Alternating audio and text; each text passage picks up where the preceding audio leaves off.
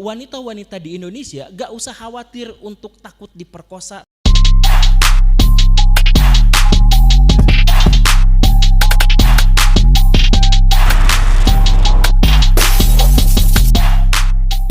Nah, kemunduran peradaban kaum muslimin adalah ketika agama tidak dipelajari lagi. Yang dipelajari itu adalah budaya-budaya, tradisi-tradisi dari masyarakat setempat pada waktu itu yang dijadikan sebagai agama. Jadi makanya sekarang coba misalkan khotib Jumat. Siapa di sini yang kalau Jumatan tidur atau ngantuk atau main HP? Kenapa seperti itu? Karena khotibnya gak belajar dan gak ngajarin ilmu agama.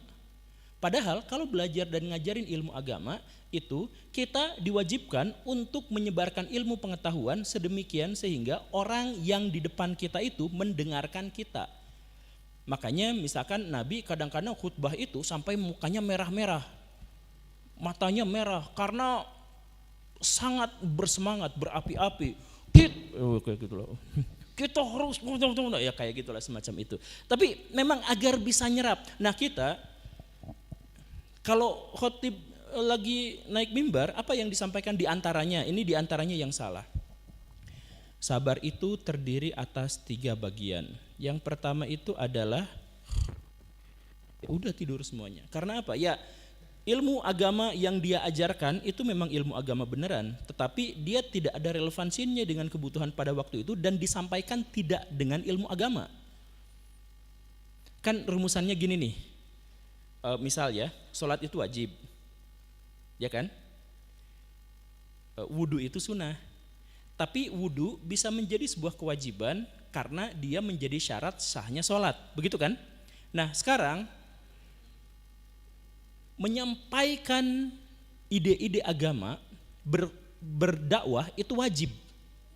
Maka cara menyampaikan yang baik agar bisa diterima, agar bisa kedengeran sama orang, cara retorika itu menjadi sebuah kewajiban.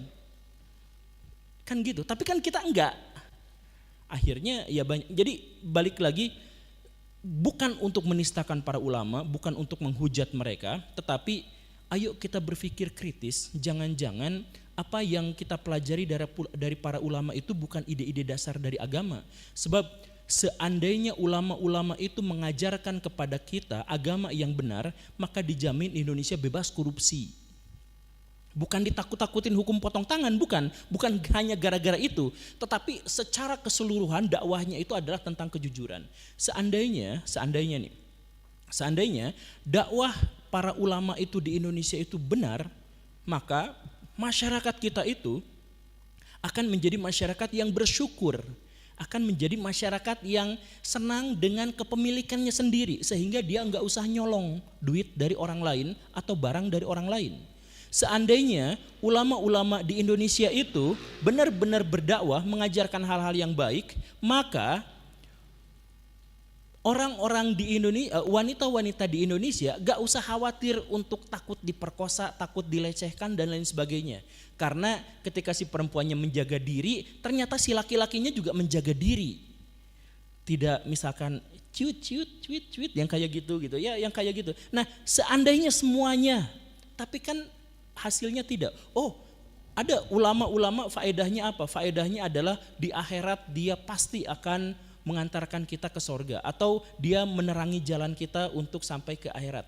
Ya gimana meneranginya kalau misalkan maling masih banyak, koruptor masih banyak, pembunuh masih banyak, pemerkosa masih banyak, tukang gibah masih banyak, ngejelekin orang masih banyak, berargumentasi nggak bisa tapi banyaknya adalah mengejek, menjelekan, berkata kasar. Itu di mana cerita ulamanya? Ternyata justru sebaliknya, citra dari ulama di Indonesia pada akhirnya banyak yang melakukan sebaliknya. Pesantren banyak sekali kasus-kasus pelecehan seksual.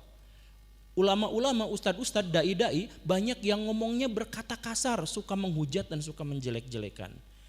Terus yang tadi saya sebutkan, ada bahkan ulama-ulama yang melindungi para koruptor dan lain sebagainya. Nah, dengan kondisi yang seperti ini maka jelas bahwa mungkin ulama-ulama di Indonesia itu bukanlah ulama yang sesungguhnya. Mungkin, karena ciri dari akhir zaman segala sesuatunya berbalik. Yang kita anggap itu baik, mungkin itu buruk. Yang kita anggap itu buruk, itu mungkin baik.